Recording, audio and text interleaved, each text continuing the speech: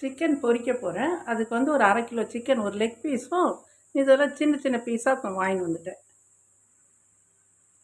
இதுக்கு முதல்ல மேரினேஷன் பண்ணிக்கலாம். முதல்ல உப்பு போட்டுக்கலாம். உப்பு போட்டு மிக்ஸ் பண்ணிக்கலாம்.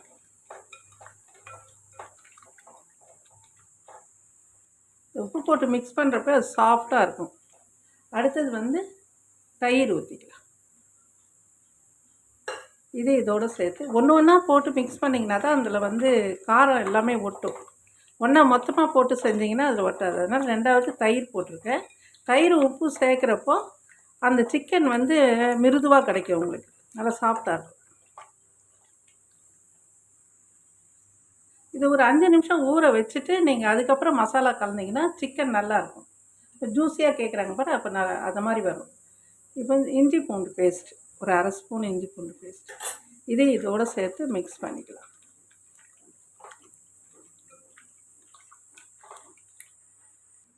இப்போ காரம் சேர்த்துக்கலாம். காஷ்மீரி மிளகாய்த்தூள் 1 ஸ்பூன், சீரகத்தூள் 1 ஸ்பூன், கரம் மசாலா 1 ஸ்பூன், மஞ்சத்தூள் 1/2 ஸ்பூன். ஏற்கனவே நம்ம உப்பு போட்டிருக்கோம், தேவைப்பட்டால் அப்புறம் போட்டுக்கோங்க. இதெல்லாம் ஒன்றா மிக்ஸ் பண்ணிக்கலாம். நீங்கள் ஸ்டெப் பை ஸ்டெப்பாக மிக்ஸ் பண்ணிங்கன்னா காரம்லாம் நல்லா இதில் ஏறணும், அந்த கறியிலேருந்து காரம் ஏறணும். மிளகாய்த்தூள் 1 ஸ்பூன் போட்டுக்கலாம். அது காஷ்மீரி மிளகாய்த்தூள், இது நார்மல் மிளகாய்த்தூள். இதுவும் இதோடு சேர்த்து மிக்ஸ் பண்ணிக்கலாம். ஒரே ஒரு முட்டை, இதையும் இதோடு சேர்த்து மிக்ஸ் பண்ணிக்கலாம். நல்லா இந்த அளவு மிக்ஸ் பண்ணி வச்சுக்கோங்க. இப்போ கார்ன்ஃப்ளவர் மாவு ஒரு 2 டீஸ்பூன் அளவு போட்டுக்கோ. அடுத்தது அரிசி மாவு. எல்லாம் மைதா போடுவாங்க, நான் அரிசி மாவு சேர்க்குறேன். புறப்புறம் நல்லாயிருக்கும் சிக்கன் அரிசி மாவு சேர்க்குறேன். இதுவும் 2 டீஸ்பூன் போட்டுக்கோங்க. இதுவும் இதோடு மிக்ஸ் பண்ணிக்கோ. ஒரு 1/2 லெமன் பிழிஞ்சிக்கலாம்.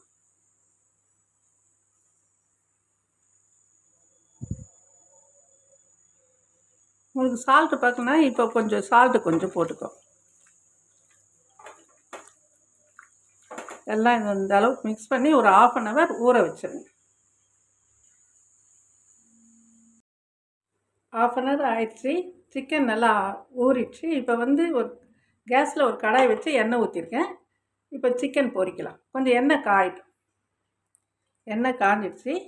இப்போ லெக் பீஸ் போட்டுக்கலாம். தீயை வந்து குறைச்சி வச்சுக்கோங்க. எண்ணெய் காஞ்சோடனே தீயை குறைச்சிடுங்க. குறைஞ்ச தீயிலேயே இந்த சிக்கனும் வேகணும். அப்போ தான் உள்ளெல்லாம் நல்லா வேகும்.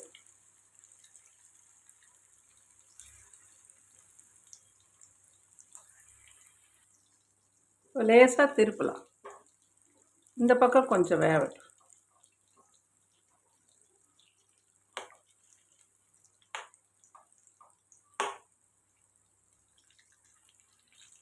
சிக்கன் ரெடி ஆகிடுச்சு. இப்போ நல்லா வெந்துடுச்சு. இதே மாதிரி மசாலா போட்டு செஞ்சு சாப்பிட்டு பாருங்கள், ரொம்ப சூப்பராக இருக்கும். அவ்வளோதான்.